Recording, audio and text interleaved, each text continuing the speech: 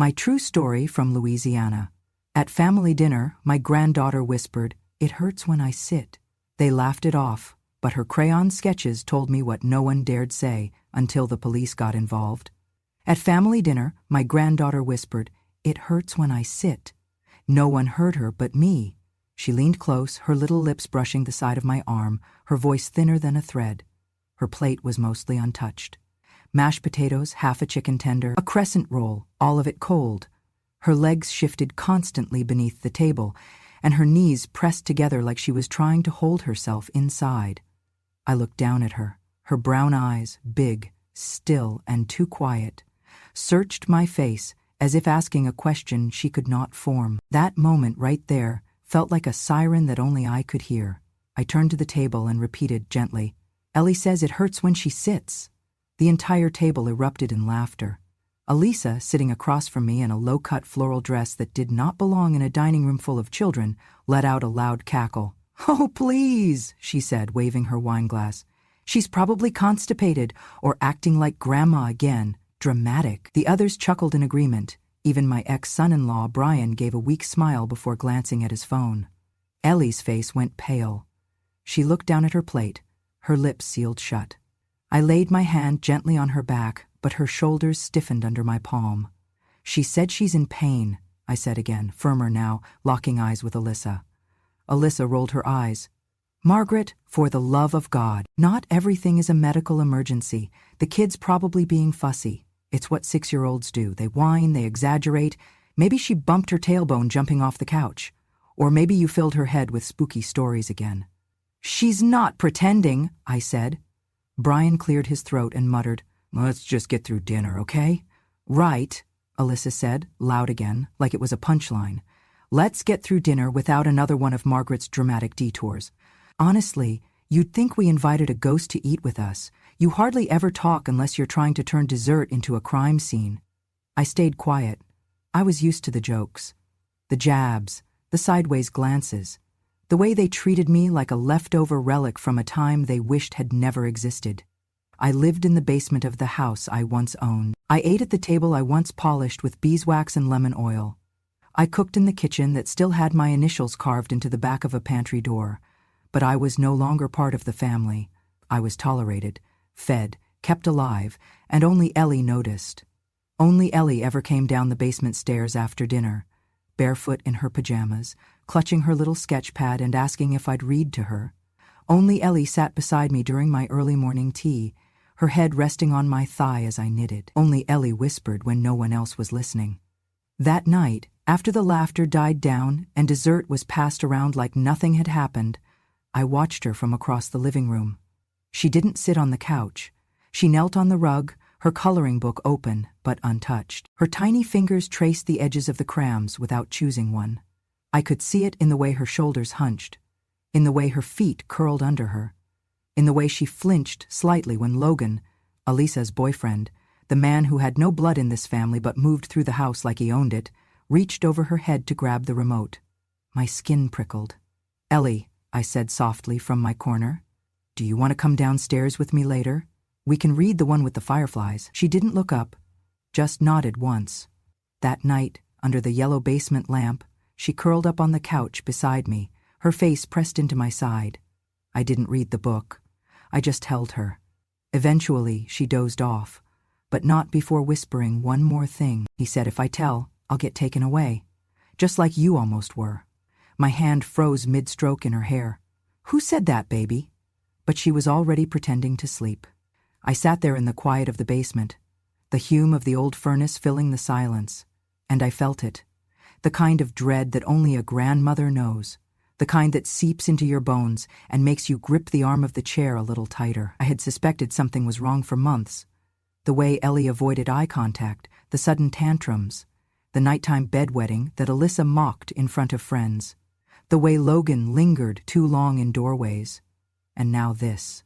I stared at the little girl asleep against my ribs, so small, so scared, and I knew what I had to do, because no one else would. And I had already buried one daughter.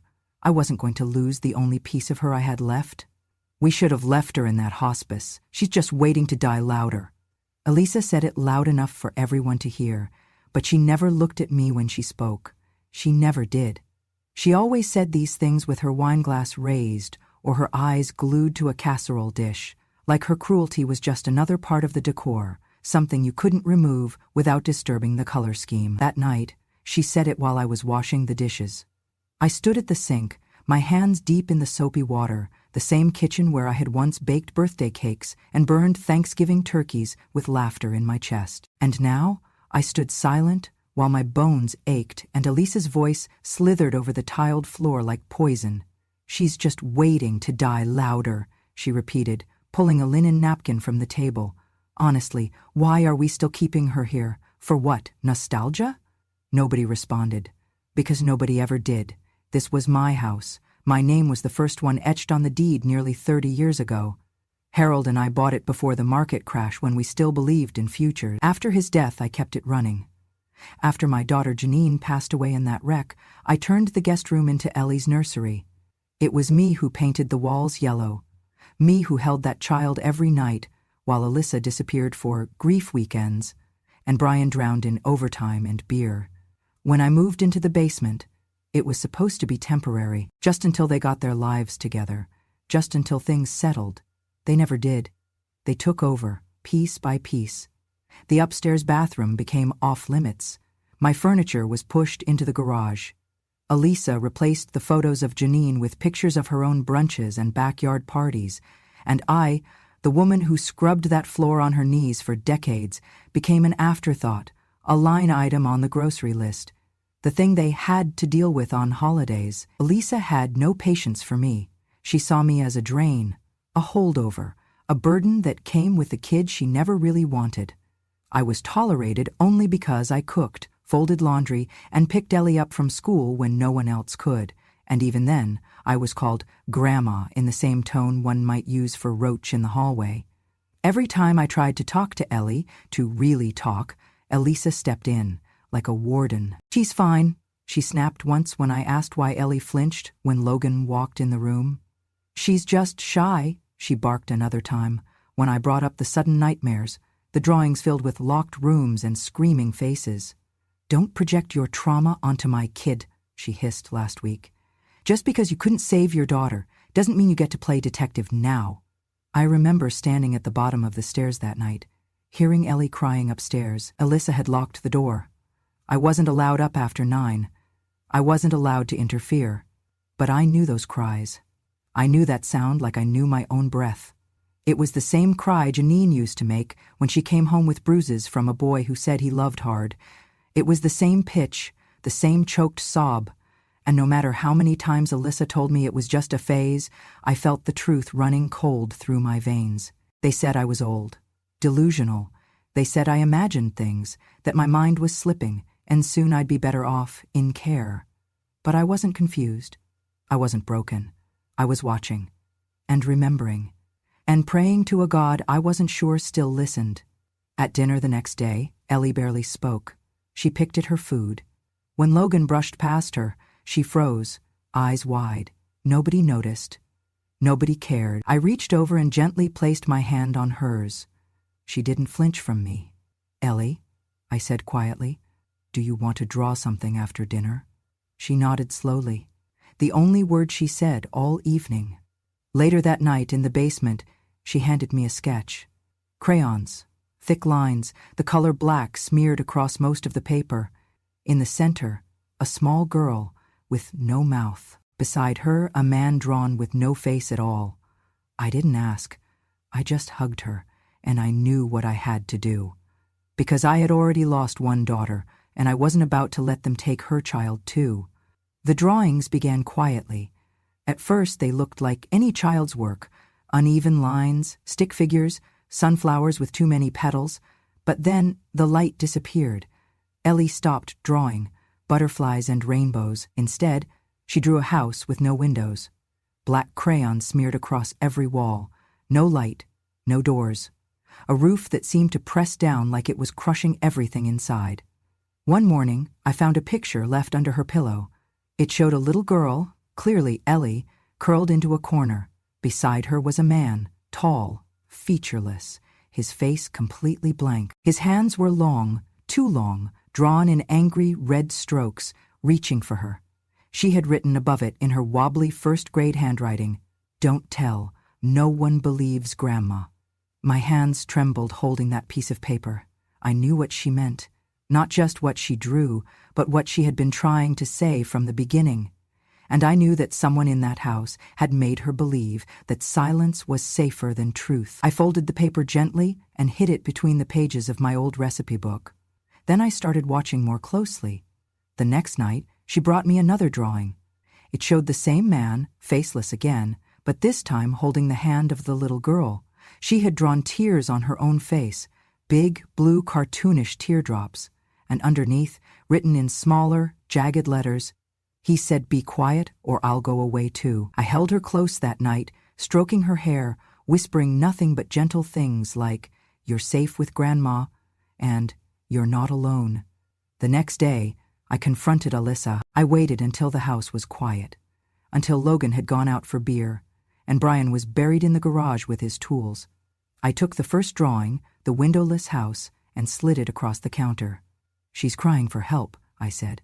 Lyssa glanced at it, blinked once, and then, without hesitation, tore it in half. "She draws weird because you fill her head with ghosts and guilt," she snapped. "You've been whispering your little sob stories about your dead daughter and your haunted life, and now she thinks drama equals attention." "She's scared," I said, trying to keep my voice steady. "She's imaginative," she shot back, "and you're projecting." Then she leaned forward, voice lowering to a hiss. "Try this again, and I'll make sure you're not allowed to speak to her at all." I said nothing. I just walked away. That night, in the basement, Ellie sat on the couch with her sketchpad in her lap, her crayons scattered like fallen leaves. She didn't look at me when she whispered, "He said if I tell, I'll be taken away, just like you almost were." My throat tightened. Taken away? I thought back to the conversation Lyssa once had on the phone, the one I overheard by accident, about getting the old lady declared incompetent and looking into full custody and property transfer. They'd tried it before, and now they were trying it with her. I wrapped my arms around her, pulled her into my chest, and whispered, "You don't have to tell anyone else. Just tell me. I'll believe you, always." She didn't reply. She just nodded, and then carefully she slid another drawing into my hands.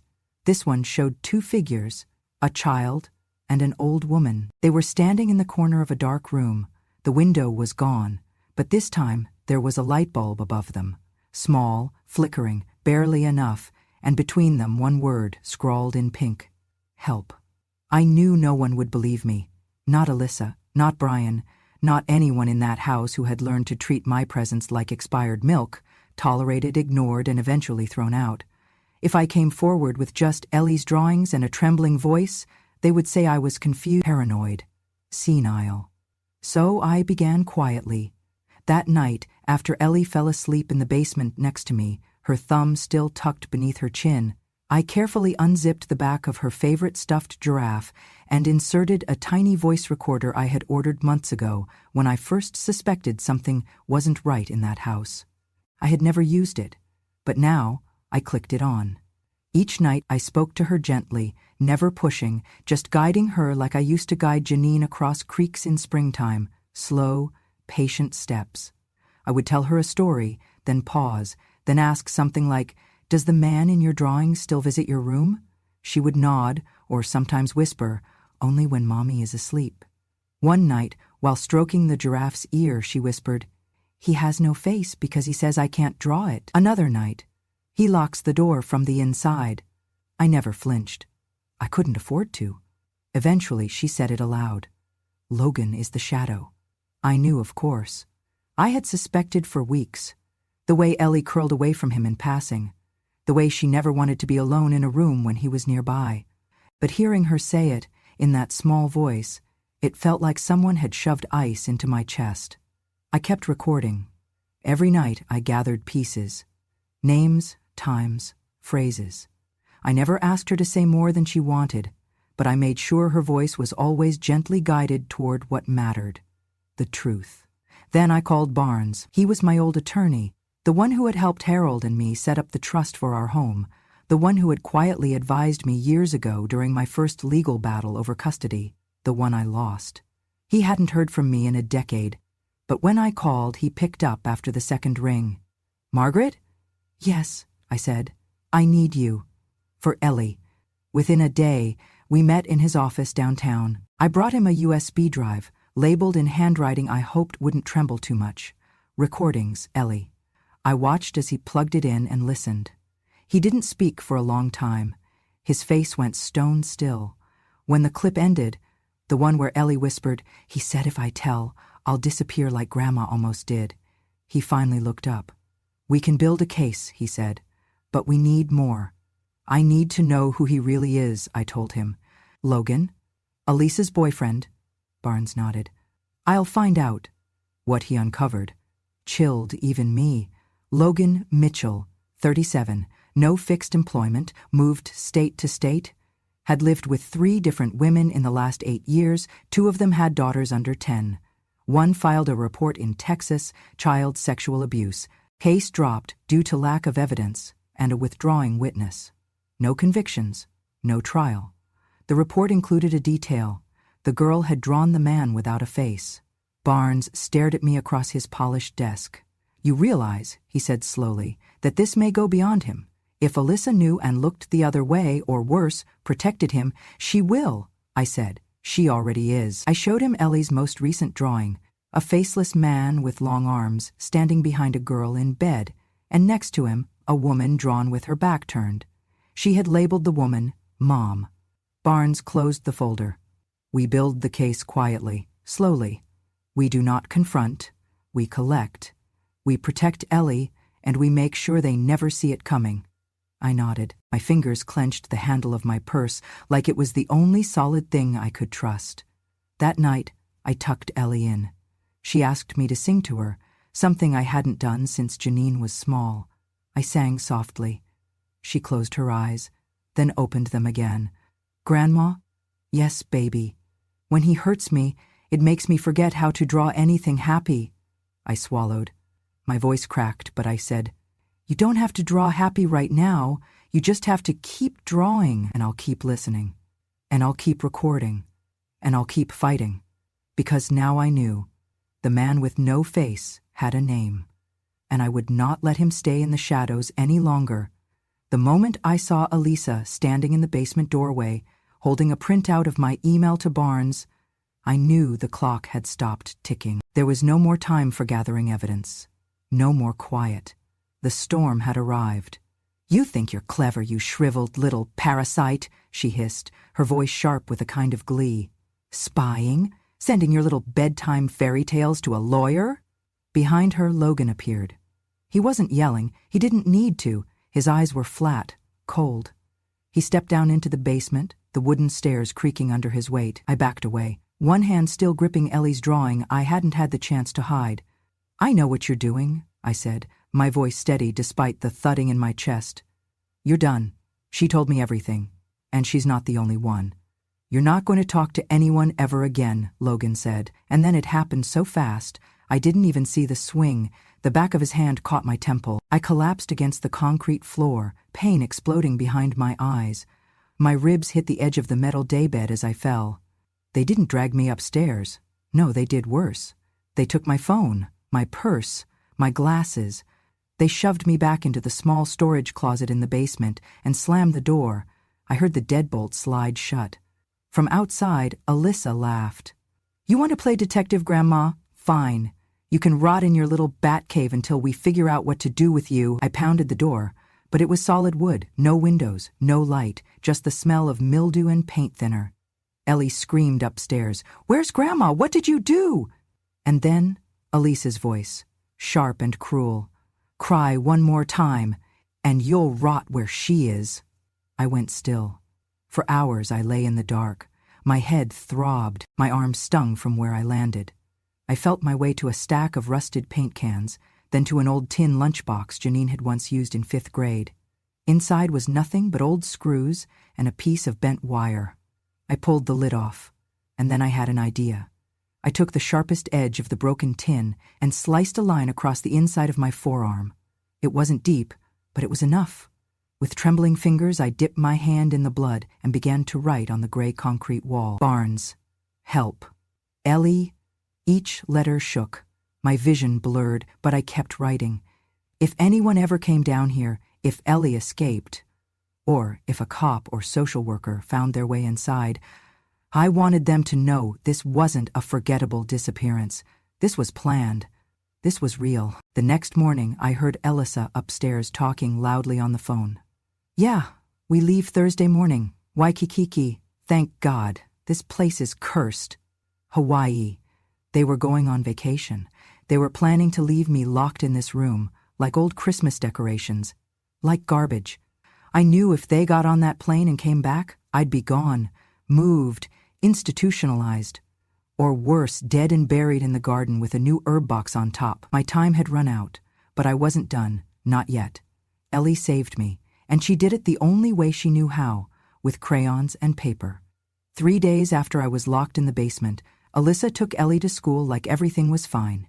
Ellie, quiet and hollow-eyed, slipped a folded piece of construction paper into the side pocket of her backpack. She didn't say a word to her teacher that morning, but during art class, while everyone else painted pumpkins, she quietly walked to Miss Daly's desk and handed her the paper.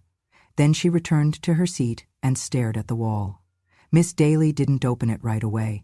She was busy passing out brushes. But something about Ellie's face, the frozen sadness, the silence, tugged at her. So she unfolded the paper. It was a house with stairs, a girl drawn in a dark box beneath the stairs. Above the box was the word, Grandma. Beside the girl, in a bigger room, another figure, no eyes, no mouth, holding the girl's hand. Next to that, one more word, he hurts. And in the top right corner, drawn in red crayon, help.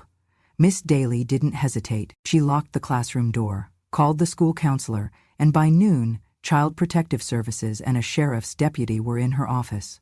Ellie was pulled out of class gently, asked to repeat what she had drawn. She whispered just 5 words, he keeps her in there. Then she began to cry. By 4 p.m., Barnes had the call, and by midnight, while Alyssa and Logan were halfway to Hawaii, sipping airport cocktails and bragging about how peaceful their house would be without that old hag, the police were outside that very house with a locksmith and a warrant. They found me curled up in the corner of the storage room, barely conscious. They found Ellie's sketchbooks hidden in my locked recipe tin. They found Ellie's recordings. I had backed them up and left them in my coat pocket, just in case. And in Logan's computer, tucked away in a folder labeled Taxes_2017, they found the final nail in the coffin. Hidden camera footage. Dozens of short videos, dated and time-stamped, taken through a peephole drilled into the bathroom tile. Videos of Ellie, alone, undressed, terrified. The house became a crime scene overnight. I was taken to the hospital. Ellie, too. Her medical exam confirmed what she had drawn, and worse. Barnes called me the next morning. They're not getting on that return flight, he said. The arrest warrants will be waiting at the gate. I stared out the hospital window, fingers still bandaged, throat raw from dehydration and bruises. But for the first time in months, maybe years, I felt something crack open in my chest. Not grief, not rage, relief. Ellie had spoken, and someone had listened. The courtroom smelled like old paper and cold metal, the kind of place where you feel the weight of other people's pain before you ever take your seat. I walked in with a cane, my left leg still bruised from where Logan had kicked it in the basement, my arm bandaged where the skin had split riding Barnes in blood on concrete. But I walked in tall. Barnes stood beside me, steady and unshaken. In front of us sat the 2 people who had nearly destroyed Ellie's life, and mine. Elisa was in a pale blazer, too bright for the room, her face already smeared with tears. Her hands trembled dramatically in her lap.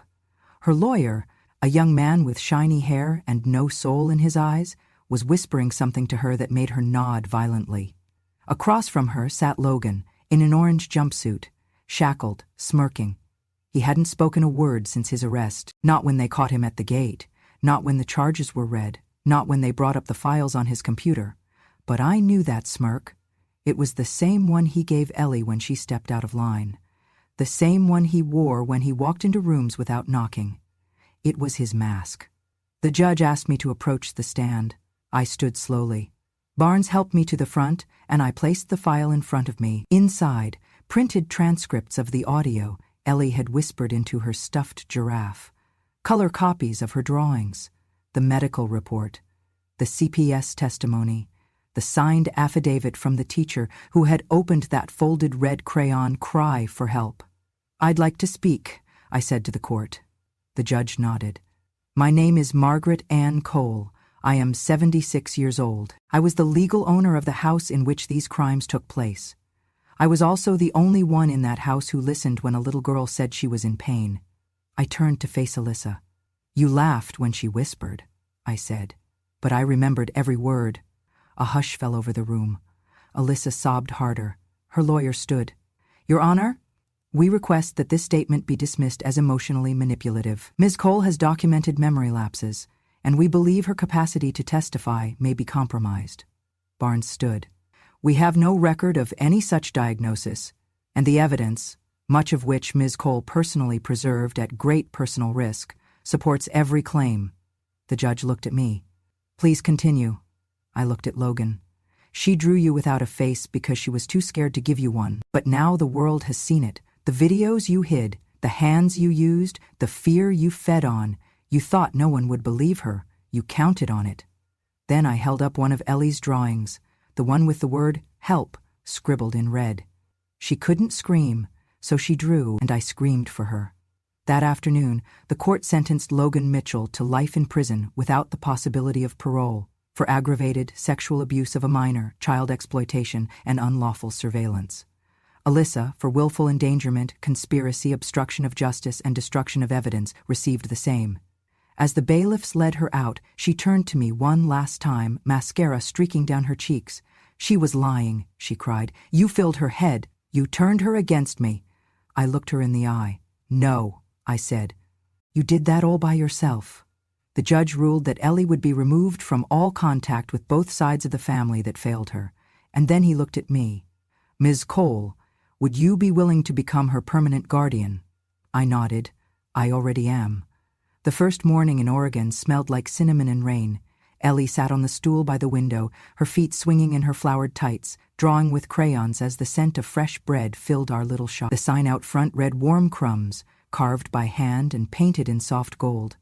I had used the last of Harold's savings and the court restitution money to build it, not for profit, but for peace. I had dreamed of a place like this once, a kitchen that stayed warm, where no one shouted, and the only things rising were bread and laughter.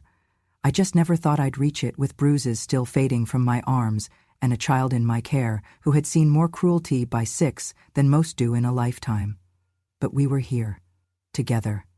Every morning I baked. Ellie helped roll the dough, sprinkle sugar, cut cookie shapes. In the afternoons she'd sit and draw. No more windowless houses, no more faceless men.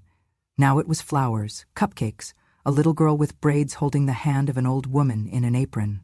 One Tuesday afternoon she came to me quietly, holding up a new drawing with both hands. She didn't say anything, just watched me as I took it. In the picture she had drawn us, Ellie and Grandma, standing behind the bakery counter. The sun was shining through the window, lighting up the shelves of muffins and pies. Outside the window there were flowers. Inside we were smiling. But it was the writing that made my throat close. In bright purple crayon she had written, "Grandma hears everything." I blinked. She waited. Then I smiled, tears stinging the corners of my eyes. "This is beautiful," I whispered. "Can I hang it up?" She nodded, her whole body lightening. I found the perfect spot, just above the counter where every customer could see it. I taped it to the wall, smoothed the edges and stood back. Ellie joined me, her tiny hand slipping into mine. We stood there in silence for a moment, the kind that feels full, not empty. That night, after dinner, as I washed dishes and Ellie read a picture book in her pajamas, I thought back to the woman I had been, the one crouched in the dark of a basement, trying to spell hope with blood. I thought of how close I had come to vanishing. I thought of how many people laughed when Ellie whispered the truth, and how many never bothered to listen. But I had. I always would, because that's what saved us. I dried my hands, kissed Ellie's forehead, and turned off the kitchen light. I used to be a ghost in my own home, Now, I'm the woman Ellie runs to, the name she calls out when she's scared, the voice she trusts above all others, and on the wall above our oven, her drawing still hangs. A reminder, not just of what we escaped, but of what we built. Together. Our first winter in Oregon came early. Snow dusted the sidewalks by Thanksgiving, and Ellie pressed her nose to the glass in the bakery every morning, waiting to see if it would stick. When it finally did, she ran outside in her mismatched boots, arms wide like she was ready to catch every snowflake by hand. I stood in the doorway with a towel, watching her spin and laugh. Really laugh. Not the polite giggles she used to force in that old house, not the nervous smiles, but the kind of laugh that shakes through her ribs and lights up her cheeks. That was when I knew she was healing. So was I. Every Sunday, we had what we called candle mornings. I'd light a small white candle on the counter, not for anyone in particular, but for everything we had survived. Ellie would bring out her newest drawing, and we'd hang it next to the others. That wall was filling up fast. Sunsets, pie slices, a dog we didn't have but she dreamed of, a picture of me on a rocking chair with her on my lap, and in almost every drawing, no matter what, she always added the same 3 words in the corner. Grandma hears everything. She said it was her reminder. I said it was my promise. By Christmas, the town had adopted us. People came not just for our warm cinnamon rolls or buttered scones, but to say hello to the strong old woman and her miracle girl. Some brought toys for Ellie, others brought stories of their own. It seemed every town had a grandmother who once sat in silence. Every bakery had customers carrying heartbreak in paper bags.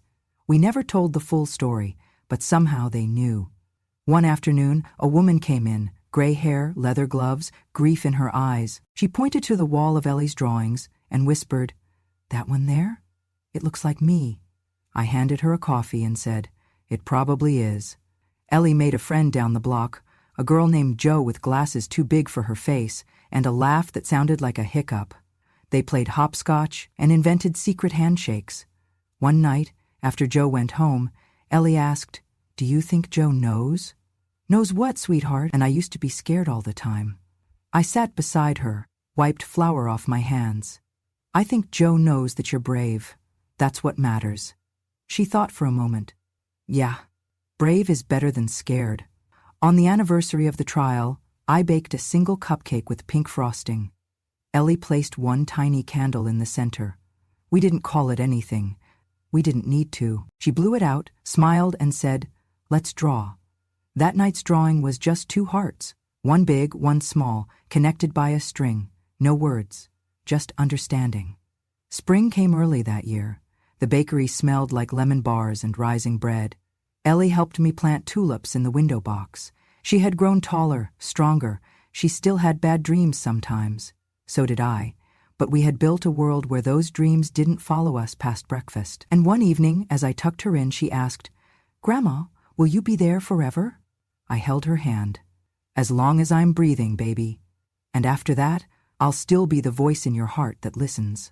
She smiled. "Then I'll never be alone." I kissed her forehead, turned off the light, and whispered the same words I had told her that very first night, when everything was broken and nothing made sense. "You're safe with Grandma, always." And this time, she believed it. Thank you for staying with me through this story. Some truths are whispered so quietly, the world never hears them, unless someone listens with their whole heart. Ellie whispered. They laughed, but I remembered every word. If you felt something while listening, if you've ever known the pain of being dismissed, the ache of watching someone suffer in silence, or the fire that burns inside when no one else will stand up, then you understand why I had to tell this. Because when no one believes the child or the grandmother, it takes just one voice to shatter the silence. Here on Grandma True Stories, that silence ends. So if you believe in justice, not shouted but earned, if you believe in quiet revenge, in patient truth, and in the wisdom of women long ignored, subscribe to Grandma True Stories, where the quietest voice in the room finally speaks and the world listens, because revenge has no expiration date. And Grandma hears everything.